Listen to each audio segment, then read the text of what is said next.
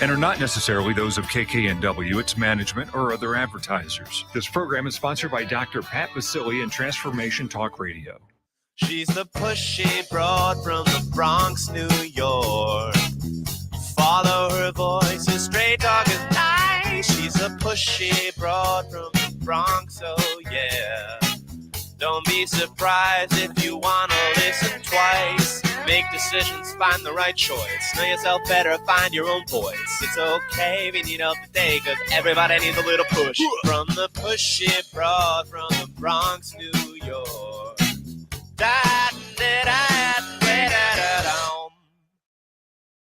Welcome, Transformation Talk Network listeners. My name is Ellen Stewart, and I am the pushy broad from the Bronx. Welcome to my show, Recovery Recharged, where I get to have you listen to advice and support from experts in addiction and recovery. Welcome, Transformation Talk Network listeners. My also good mental health. So this morning, we're going to talk about something that affects women, mostly in their 40s and over, but affects women of all ages. And this is a show for not only women to listen to, but men as well. I've entitled this show, Midlife and Merlot. If you're at a stage in your life where you are going out for the afternoon, or maybe you're dropping your kids off from school, you're having lunch with colleagues, and you're sitting there, and maybe you're ordering a drink or two, and this is how you spend every day. Are there addiction crises in women that are 40 and over? I was very interested in this because I see this in my own clients.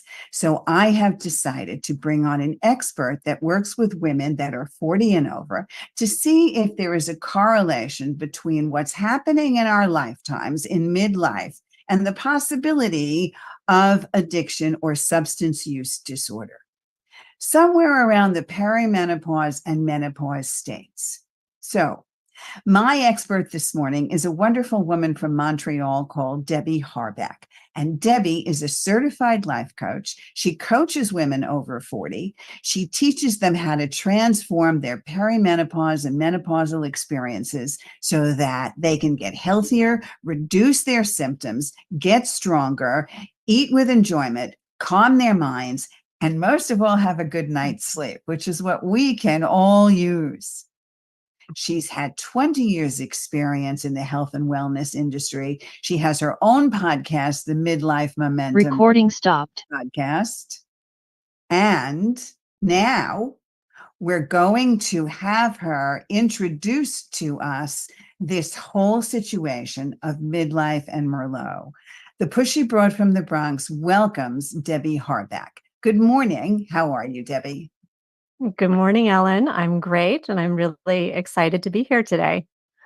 So tell me something from the beginning. I know that you have a great niche and it's wonderful. Why did you choose to become a coach for women in midlife? Yeah, it's a really good question. It's kind of been an evolution over time. So it all started back in 2000. My mom passed away from colon cancer. So she and herself was in midlife at 57. And it just changed my trajectory. I was actually an aerospace engineer, so in a very, very different industry for sure. And I just turned a corner and I decided to do things that I was more passionate about. So I went into personal training, got some certifications as a yoga teacher, nutrition, and then I got into the life coaching, which is really the bulk of what I do now, and helping women at the same time, at the same age as my mother was, and I'm 51 as well, so I'm heading into that category. So yeah, it all came together like that. Well, first of all, you were an aerospace engineer, and that is enough to qualify you to be on my show in September, Women Who Push for More, because I want to definitely hear about that career. But let's back it up. And first of all, our condolences for the loss of your mother at such a young age. But I understand why you picked up the torch and you really wanted to find out what was going on. Yeah. So part of your work is perimenopause and menopause. Could you define that for us? Because sometimes we're not sure. Yeah, I have to say I wasn't sure either. So I really had no idea until I was in perimenopause. Perimenopause would be a good word. Yes, Perimenopause. don't you wish we could call it Merry Menopause? That's Yes. so hysterical. That's great. You have to coin that term. Remember that, okay? I'm Yes, sorry. thank you. Go ahead. Yeah, perimenopause. So I didn't even know perimenopause was a word, but about 6 years ago, I had an expanding waistline. I wasn't doing anything differently, but I just noticed my body changing. So I did a little looking into it and discovered I was in perimenopause. So perimenopause is the 5 to 10 years on average, the time before you get to menopause. And menopause is really just a gate. It's just a time when you've gone 12 months without a period. So perimenopause is all the time before that 12-month period happens. And then you're in menopause or actually post-menopause. So menopause is really only a moment in time, technically. Yeah. Some women would disagree with you there. Me in particular, if we're thinking that menopause is a moment in time. But what's really interesting to me was that, of course, perimenopause, standing for premenopause, is a 5 to 10 year situation. For me personally, it was one of the most tumultuous times in my life, emotionally and hormonally. I remember throwing plates, actually throwing dishes across the room at my husband, who ran out of the house in fear of his life, because my emotions were absolutely all over the place. And for me, perimenopause lasted 7 years. So tell me, what kind of symptoms, in addition to throwing dishes, should we be looking for in ourselves during this time? Yeah, great question. And yeah, some people I'm sure do throw dishes. I wouldn't blame them. It is not an easy time to go through. So some of the things that you've probably heard of before, I just mentioned one actually, an increase in belly fat, which is really what tipped me off. But a lot of women experience hot flashes. That's probably the most popular symptom you've heard of, hot flashes or night sweats. So you wake up with wet sheets, joint pain, migraines, anxiety increases, incontinence, constipation, brain fog, memory lapses. There are literally about 36 different symptoms of perimenopause. This is going through perimenopause, and then past the menopause gate, usually these symptoms will continue maybe into that as well. So what some people should understand is that during the perimenopausal state, you don't necessarily start with erratic menstruations. You actually can have normal periods throughout that entire time, even though your hormones are raging, correct? Correct. Yeah, you can go for a few years with just a normal period, but you could have all these other things happening. And that's what makes you wonder what is happening with me because I don't feel like myself. And yeah, you will get an irregular period at some point. So they can get longer, they can get shorter, they could be a mix of everything. But generally, you start with something else that tips you off that something is happening to my body. Yeah. So the clients that you see that are in the perimenopausal state, and usually on average, this has to be early 40s, right? Maybe early 40s, sometimes late 30s, but most of the time early 40s, 42, 43, 44. If they're later in life, maybe 45, 46, going on until their beginning of 50s or late 40s into menopause. Do you find that these women have emotional upheaval as well? Oh, for sure. For Like sure. what? There's a lot of emotions going on. Like anxiety is a huge one. So anything that maybe you thought was a little bit stressful before this time of life, all of a sudden becomes a lot more stressful. It all of a sudden feels like you've got more happening. Anything you were overwhelmed with before just seems like more of a mountain. It can. And that is because of the hormonal change. So right now, if you are in perimenopause or into menopause, your cortisol levels are more prominent than they were before you went through this time because you don't have those female hormones to keep the stress hormone in check as much. So it really does cause a lot of upheaval in terms of anxiety, in terms of emotions just running wild. It could be all kinds of negative emotions, like you mentioned, anger, which I assume you were feeling when you were throwing plates. You think? Yeah, maybe. So yeah, there's a lot of extreme emotions. We could cry for no reason. I mean, there's a lot of things happening, but it's mostly that our hormones are changing. And those two hormones, the female hormones, they don't act in isolation. They affect all the hormones in our body. So we are just changing in general. Our whole body's adapting. So do you find that because of this state, especially as we're struggling with all of this, even in the menopausal state, do you find that some of the women that you see actually turn to mood altering substances to alter their disposition and get back to what they consider to be more level? Yes. Yeah, I think we're seeing more of that. I mean, there's a lot of studies actually going on about it right now because one of the reason, yes, I think is because we're trying to feel more normal. We're trying to relax. Alcohol does relax us. So, some women will relax with alcohol, some women will relax with food. But of course, it's short-lived. It's just a temporary fix, right? So, yes, they will try to avoid either negative emotions or just to feel better, they will turn to alcohol. And that is just a growing concern because we are between 45 and 60, the fastest growing demographic when it comes to alcohol consumption and females in particular, not males, females. So it's pretty concerning. And yes, we have more on our plate than ever before as women. We have more responsibility than ever in history. We've got jobs, we've got kids, we've got parents, we've got a lot of people counting on us. And we are hard on ourselves on top of it. So there's just a lot going on. And then there's social media memes that are just normalizing drinking wine as a way of escaping from your life or dealing with children or it just makes it seem like, oh, this is just normal. I get together with my girlfriends, have some wine, and I'll feel better. I want everybody out there to understand that it's very possible that through your entire life, up until perimenopause or menopause, you may have not thought of using alcohol as a way of leveling off or a way of coping with hormonal stressors. It does not mean that you will be okay in managing that. We understand that some light drinking or some normal drinking is okay. But for a woman, normally more than 6 or 7 drinks per week in a 7-day period constitutes an abuse or even addiction problem. So, like Debbie said, it's very important for us to understand that the fastest growing groups of alcoholics and addicts in the world happens to be women between the ages of 45 and 60. And we cannot help draw some correlation between that and the hormone situation that women are going through between perimenopause and menopause.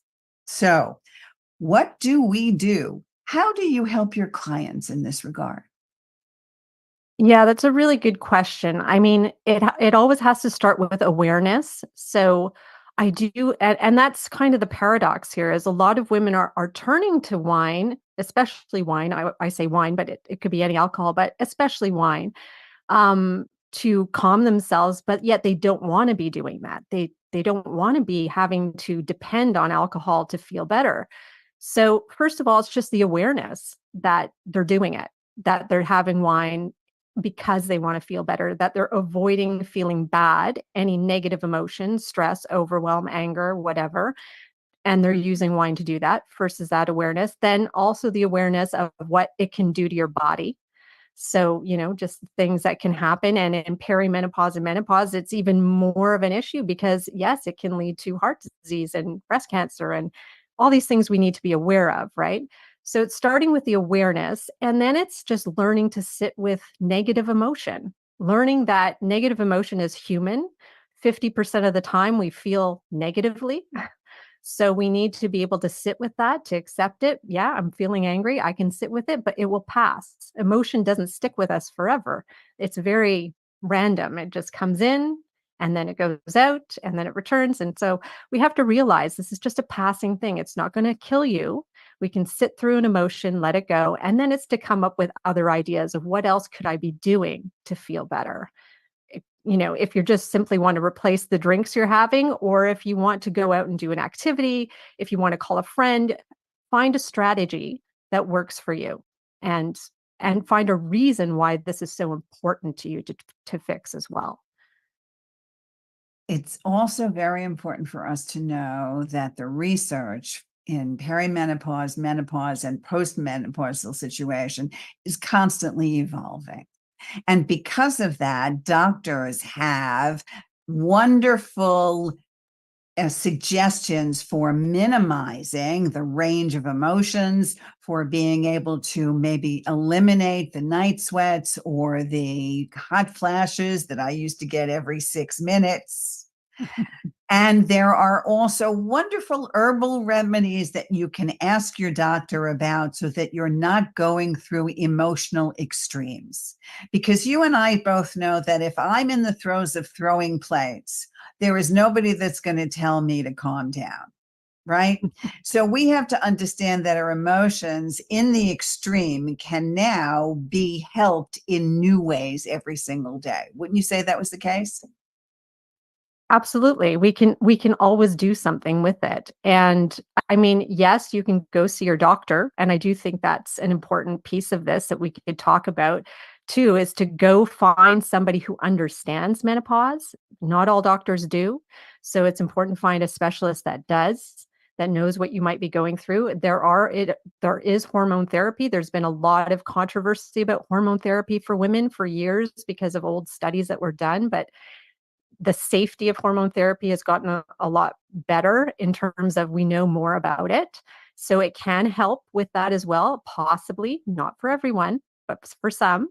So yeah, we can start by doing that. And then there are a lot of things we can do about our lifestyle so that we feel better in general. If we get out and move more, we will feel more positive. We will feel better. If we're eating the right foods, they will help us feel better. If we're sleeping enough, sleep is huge. If we are not sleeping enough, we will feel more negatively.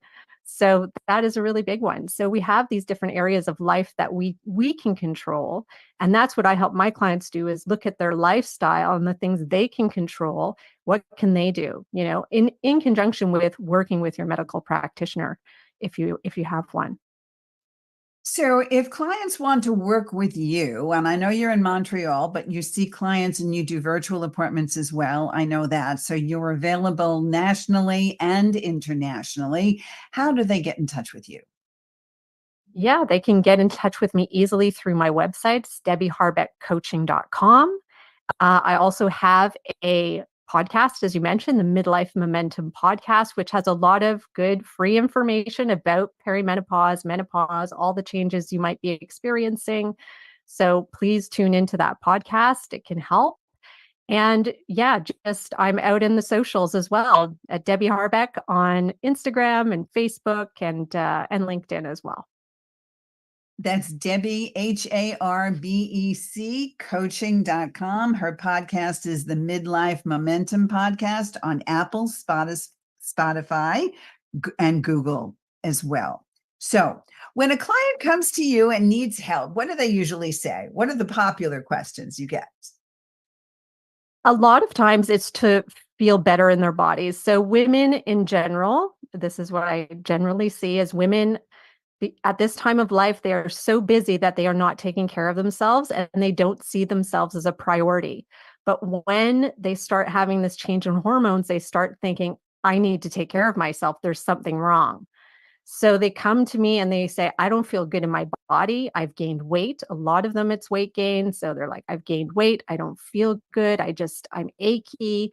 So they're like, I need to start taking care of myself. And now my kids are getting a little older, so they don't need me as much. So I think this is time for me. Plus, they usually have a little bit more money to spend on themselves.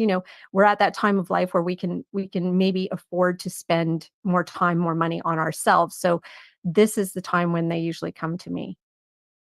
It's wonderful that the universe allows us that time for like you said, women, unfortunately, neglect themselves because, as the caregivers of their family, for the most part, or at least the role that they have assumed, they decide that everybody else comes before them.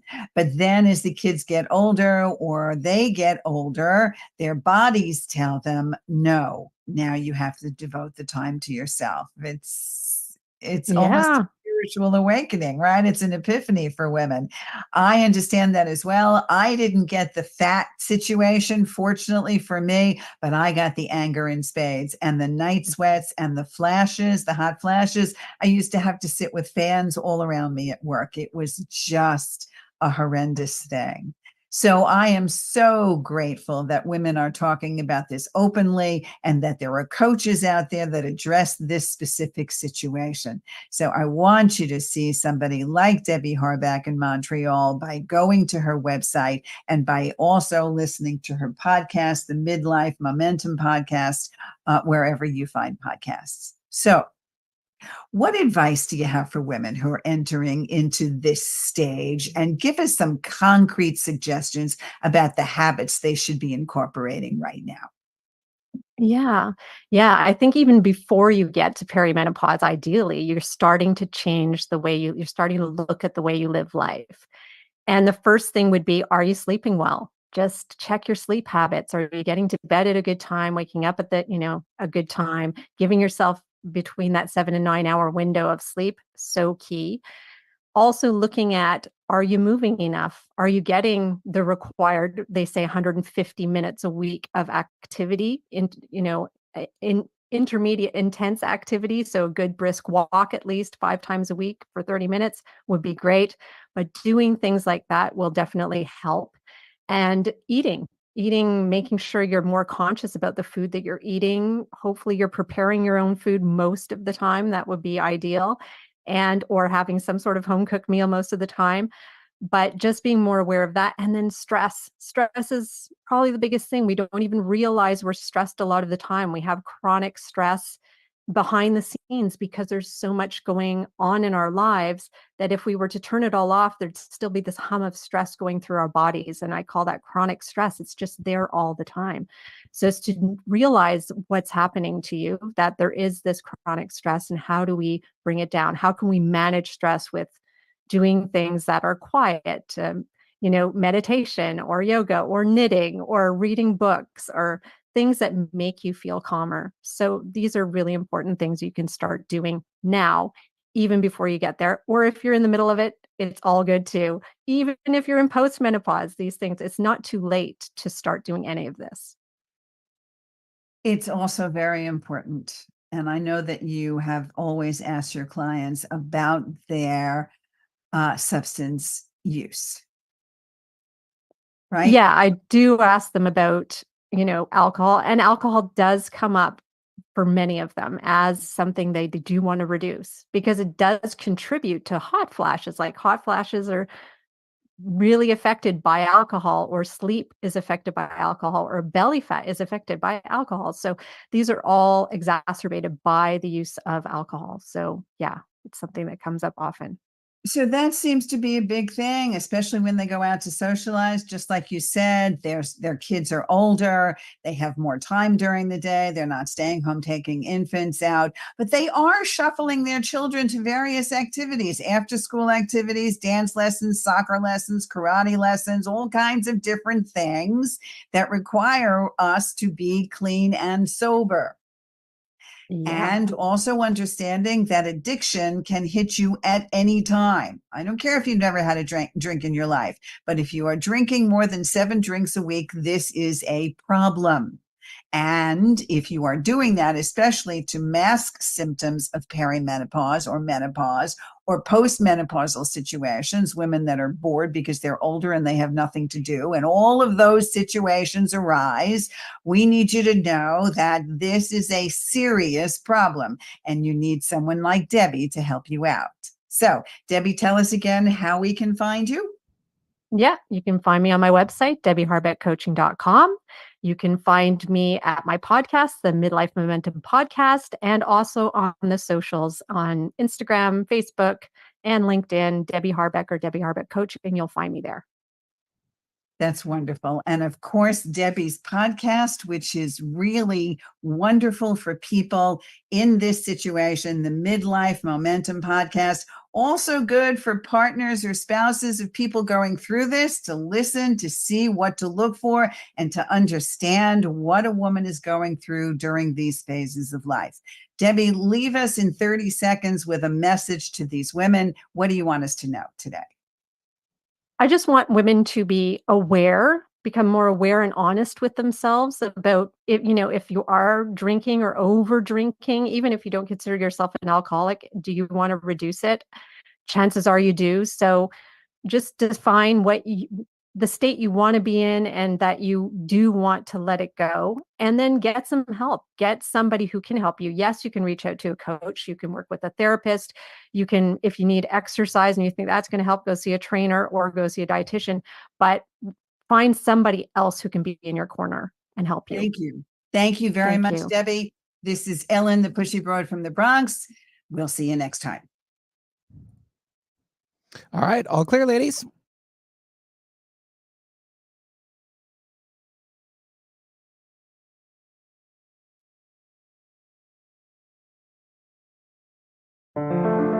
Every day is a great day to save a life. Recovery Mobile Clinic provides treatment options for drug and alcohol addiction that are proven to decrease relapse rates while increasing treatment availability. Along with options found in a typical office or clinic, the Recovery Mobile Clinic also focuses on a narcotic-free addiction program. They are a 501c3 nonprofit. Save a life today and donate to their Patient Recovery Fund. Visit recoverymobileclinic.com.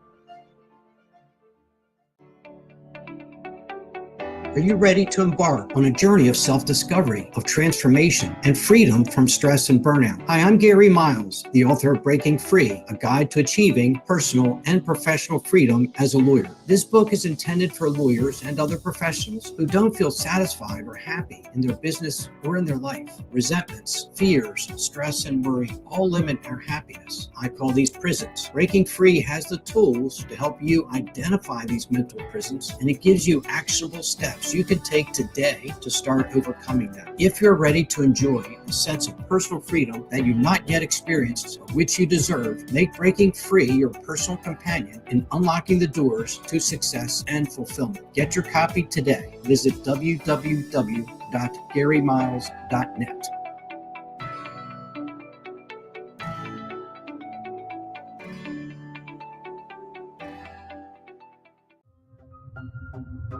Are you ready to put down that drink or drug for good? Are you struggling to maintain your recovery from addictive behaviors? Do you need help with a family member or loved one who's in early recovery or battling addiction? Get the help and guidance you need by arranging a Recovery Recharged phone session with me, Ellen Stewart, Pushy Broad from the Bronx, certified life and recovery coach. Call 1-800-889-1757. Make an appointment today or go to my website, pushybroadfromthebronx.com, and click on the link that says Recovery Recharged. Don't wait. Get the help you need today. This is Ellen Stewart, Pushy Broad from the Bronx on TransformationTalkRadio.com.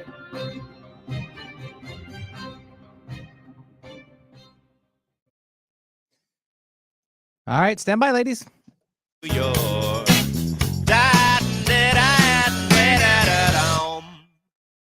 Welcome, Transformation Talk Radio listeners. My name is Ellen Stewart, and I am the Pushy Broad from the Bronx. Welcome to my show, Recovery Recharged, where we share advice and support from experts in addiction and recovery. This is the second half of the hour this morning in Seattle, and I have another great guest to share with you. This is a woman who talks about empowerment from a whole different perspective. Let's talk about finding our voice, knowing that there's something inside of you that has to come out and has never been there before. We want you to understand what it's like to have true freedom to express yourself, to know yourself, and to be heard. So I decided to get an expert. And this also is a woman who deals with women over 40, who helps them find their voice, sometimes for the first time in their lives. So let me tell you about Barb. Okay. Barb Pastuszko. Did I say that right, Barb? There we go. Barb Pastuszko is a certified life coach. She works with women over 40 who seek professional guidance in moving away from the overwhelm and the ordinary. I love that. We always want to move away from the ordinary, and they want to move into a personal place of power and a peak state. She works with each of her clients as a team to discover what stops them from achieving their goals. I love to hear this. I want to hear about her personal experiences that helped her get to this place in life. The Pushy Broad from the Bronx and Recovery Recharged welcomes Barb Pastuszko. Good morning, Barb. How are you? Good morning, Ellen. I am fabulous and so excited to get onto my favorite topic. That's so wonderful. Okay, so let's go back a little bit and talk to us a little bit how that started. When did you notice that you were losing a part of yourself? What happened? I think it was quite a few years ago, probably right after I had my first child, my daughter. A lot of, of course, women go through all these hormonal challenges, but we also had, and I just discovered this now and kind of put a title on it, a lot of financial trauma in our lives that started around that time. And I just started to slowly disappear. All I did was just focus. All I could do was just focus on my new baby and with my head down. And I just, all of a sudden, I just kind of lost a little bit of myself. So what you're saying to me is, I understand the involvement with a new baby. Obviously, that is all encompassing, no question. But despite everything, or maybe because all the tumultuous situation was happening around you, instead of rising up, you imploded. Would you say that would be a good word for it? That is actually a very, very good word. I just, for some reason, I guess maybe it was myself protecting me. There were a lot of health issues that had started at that time that I only discovered later on in my life, that I had I do have an autoimmune disease, and I believe that also started at that time as well. But of course, it was never discovered. And so, yeah, I just. So you just went inside yourself. Yes. I went small. And well, you went small, you became more mute, right? And almost disengaged from the rest of the world, right? So there's pretty much disengagement, there is an implosion, so to speak. How many women out there are feeling that way? I want you to really, really listen to what's going on in your lives. Are you taking a back seat? Are you not speaking up? Are you letting things go by? Are you internalizing your anxiety or your angers or your fears the way Barb is describing? So number one, how did you recognize this? And number two, how did you begin to come out of it? So one step at a time. How'd you recognize it? I only recognized it very recently as late or early. And it's never too late, but around 2020, when the whole world shut down, was kind of when I was let go from my job. It was like, oh my goodness, I'm at the age that I am at. When we come out of this horrific time, what's going to happen? What am I supposed to do? And then I realized that I can't do what I've been doing. And that's when I really decided to go on a personal journey of just discovery of why I've been feeling the way I have, and why I couldn't speak up for myself, that I just decided to stay in the background. So I think that's kind of when it started, that I really started to realize that I needed to change. You know, the pandemic has been, of course, a life-changing event, right? It is not Mhm. only recorded in history, but it has changed every single one of us across the planet. Sometimes people being in their own state and being on their own and being in our isolation is an Mhm. evolving event, because we have to take a look and see who we are, what we're doing, and the Mhm. situation itself has forced us to make great changes in our lives. So we can decide whether or not we want to sink or swim. But the one thing we do know is that we can't do what we did before, whatever that means. Absolutely, absolutely. And I think, as horrific as that time was, it was a life-changing moment for me of complete self-discovery, and it was a good thing. It woke me up. It brought me out. That's after a long time. So, I mean, because you had your first baby a while ago, and it has Mhm. taken you, what, a couple of decades to find your voice?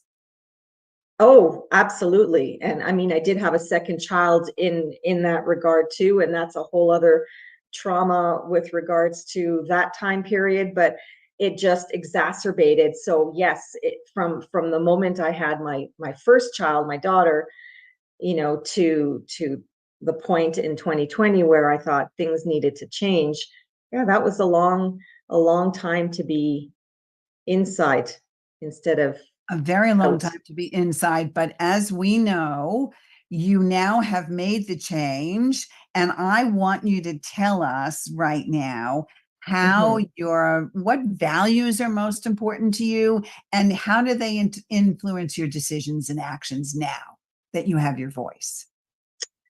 Well, for me, what is valuable to me is loyalty, respect, kindness, and I wish. I mean, bless his heart, my husband was like my best supporter, and he advocated for me all the time.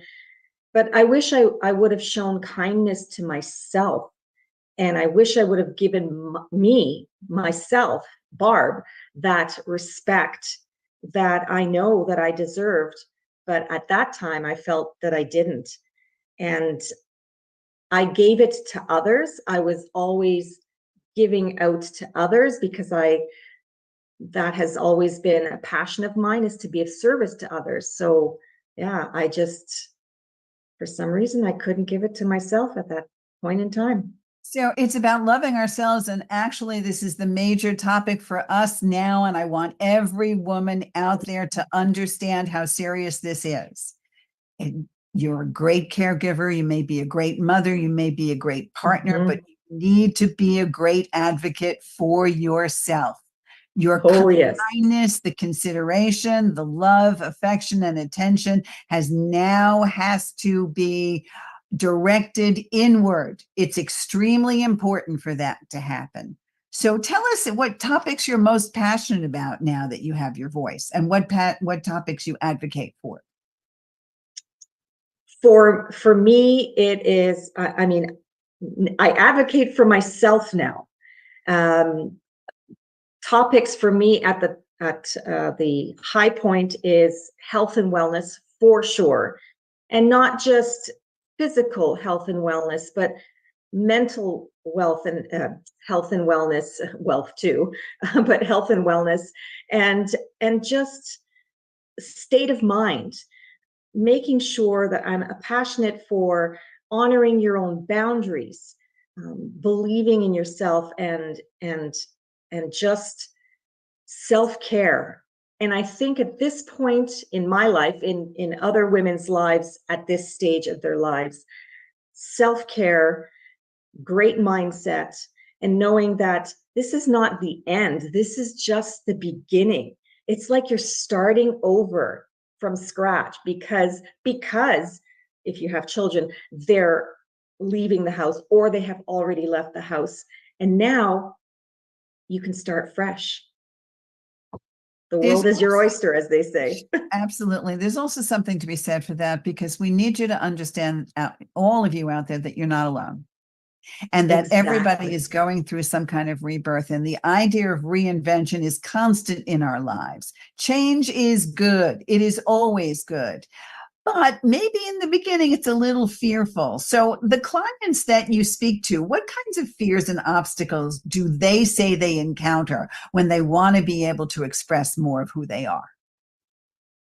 The biggest fear that I have come across is that they don't believe that they can have what they want, and they don't believe that they are capable of getting themselves to that point, and that they're not deserving.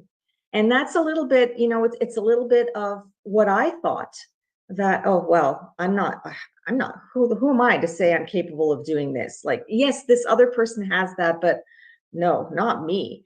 And it's that lack of self-confidence. And maybe it's because they have been stifled over the years, because they've been so focused on partner and family and just doing what they needed to do career-wise just to get by, that they've just lost that.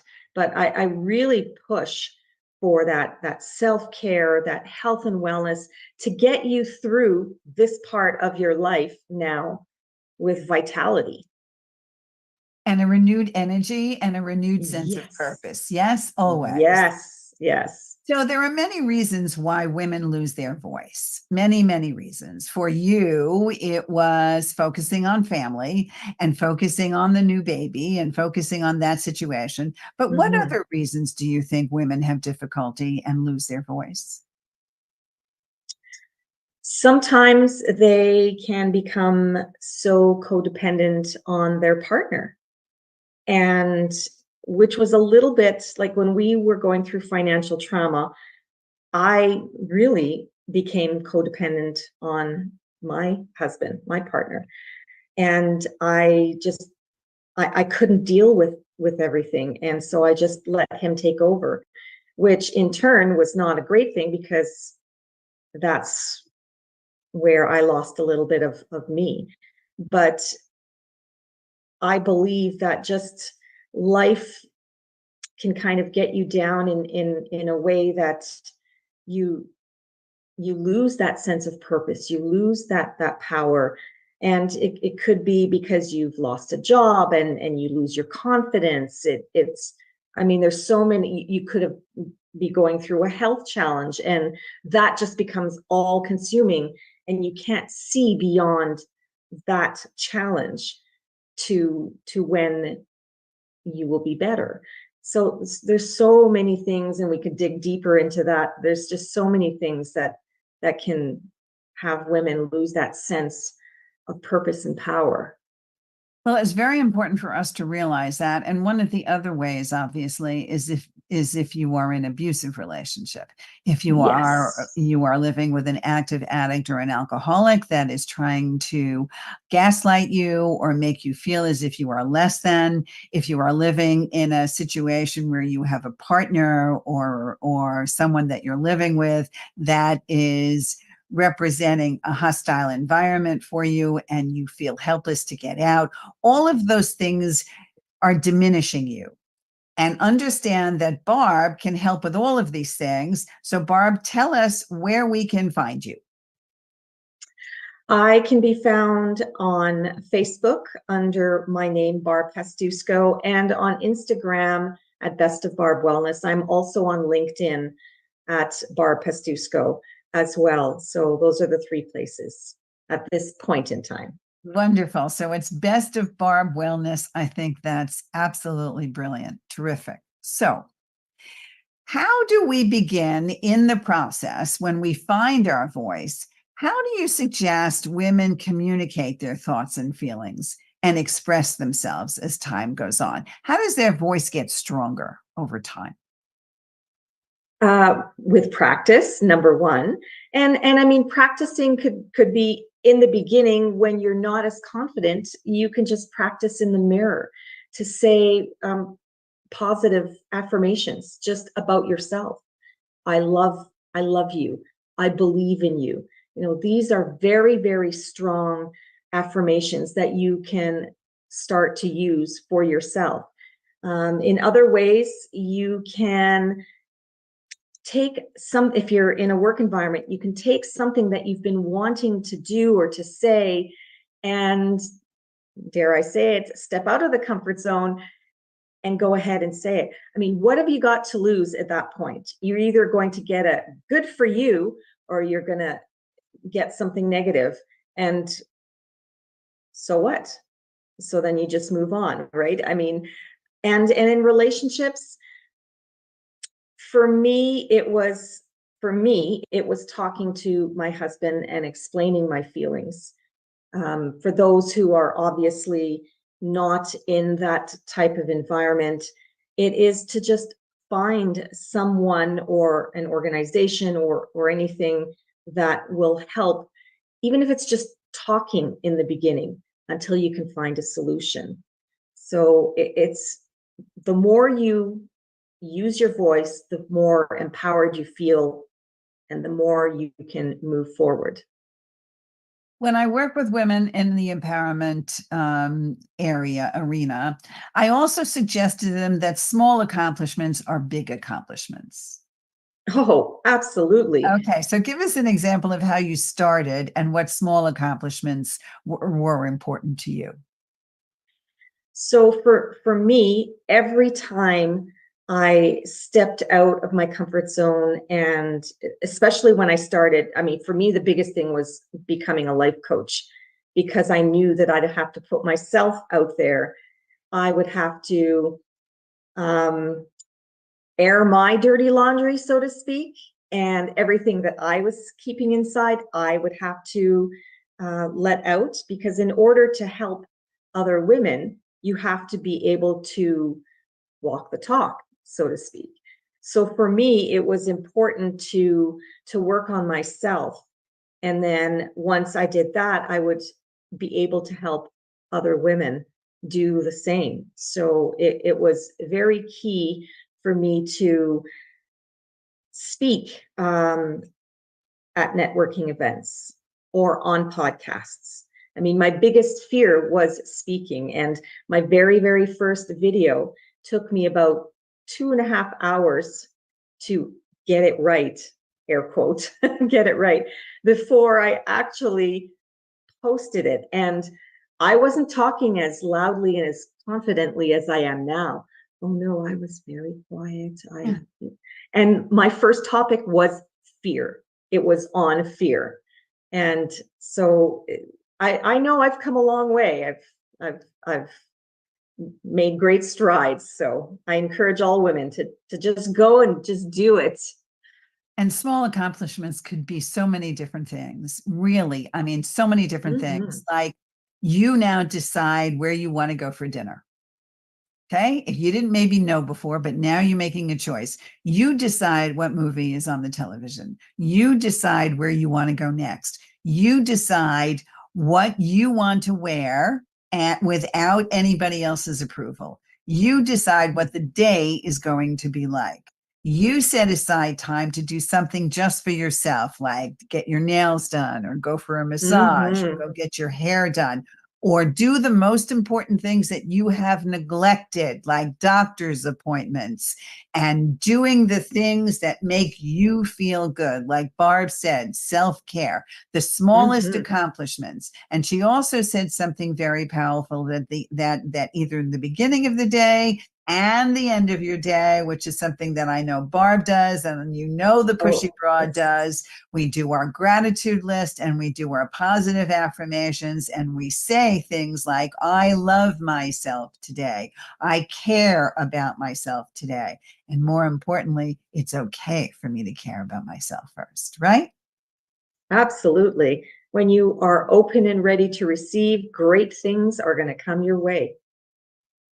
So let's go back a little bit to what you said, because there's that very big word there that prevents us from doing what we need to do. And let's focus just for a few minutes on that topic of fear. First, how did it manifest itself with you? What happened physically or mentally in your head to make you so afraid? What happened? I hid. I avoided things. I avoided conflict. I I stayed small. I didn't go out for the things that I wanted, whether it be a new career or a new job, whether it would just be to voice my opinion. I just stayed in my fear. I feared being rejected. I feared failing, and in some aspects, I still, that fear, Mr. Fear, still comes up, and fear is good. Fear is just excitement on pause, is what I believe right now. It is okay to feel the butterflies in your stomach, that, the sweaty palms. That's okay. That's okay. That means that something good is about to happen and that you are going to be doing something great. So fear can be a positive tool if we look at it that way, instead of looking at it as something negative in our lives. Well, there's a combination of things, because, of course, fear indicates sometimes trepidation or an anxiety of things that haven't come yet, unfortunately. But fear is also a great motivator, because if we're scared enough of something, then we'll act on it. And sometimes we need that little kick in the pants to say, okay, we'd better do this, or the consequences are not something that I want to live with. But there is a difference between fear, anxiety, and excitement. And we have to understand where that goes, because the one thing fear should not be is debilitating and paralyzing, so that we stop in our tracks and do nothing. So how did you begin to break away? And tell me a little bit what do you say to yourself about overcoming those fears on a daily basis? Because they don't go away. We have to face them and deal with them. So how do you do that?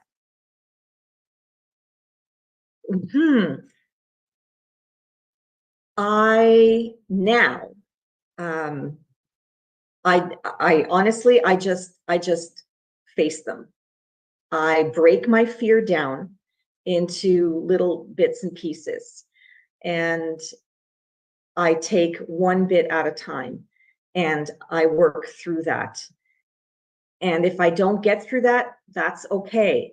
I either continue working on that portion of it, or I move on to the next bit. But I am learning that fear is my friend, because I have felt the good feeling when I get to that other side and I actually accomplish it, and I can just stop and say, wow, I can't believe I just did that. Like, why was I so afraid? And that's what gets me through, is knowing what's on the other side, that the thing that I want to have, or the person that I want to be. That is what gets me through, step by step, through that fear and out of my comfort zone. Well, Barb said some very, very important things. And one of those things is actually, a couple of those things are actually therapeutic approaches. When we chunk it down, we always think, oh my God, I'm so afraid and I'm so afraid. But when we realize that if that's all we think, we will never go past it. So the first question I tell my clients to ask is, it's not enough to say, I am afraid. It's not enough, because you always are up against that point. The first idea is to break down the fear. You can say that you are afraid, but you have to define what the fear is. And sometimes that takes a little while.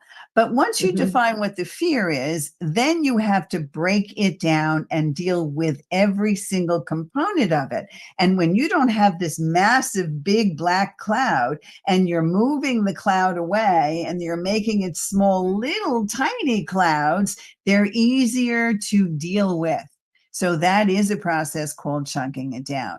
And the other thing she said was going through things and saying to yourself already, I already know that I'm going to feel great in the outcome. It's focusing on the reward of feeling good rather than focusing on what you have to go through to get there. Because by focusing on the reward, it propels us to get there faster. So that absolutely is a great way to make things better for us.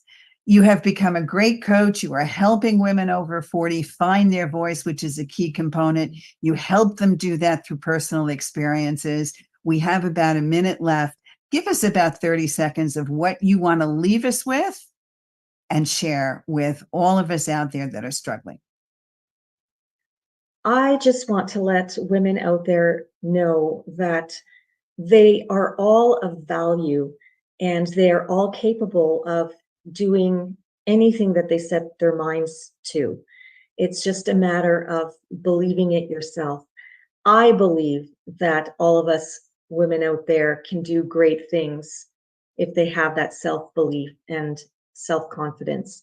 And I believe in each and every one of us out there. We are stronger together. That's right. We are stronger together. And thank you, Barb. I am very thrilled. It is a wonderful thing to know that you've gotten through so well. Go find Barb and start working with her at Best of Barb Wellness. You can write her at bestofbarbwellness.com. You can find her on Facebook, and she will be able to help you find your voice. This is Ellen Stewart, the pushy broad from the Bronx, saying thanks for listening, and we'll see you next time.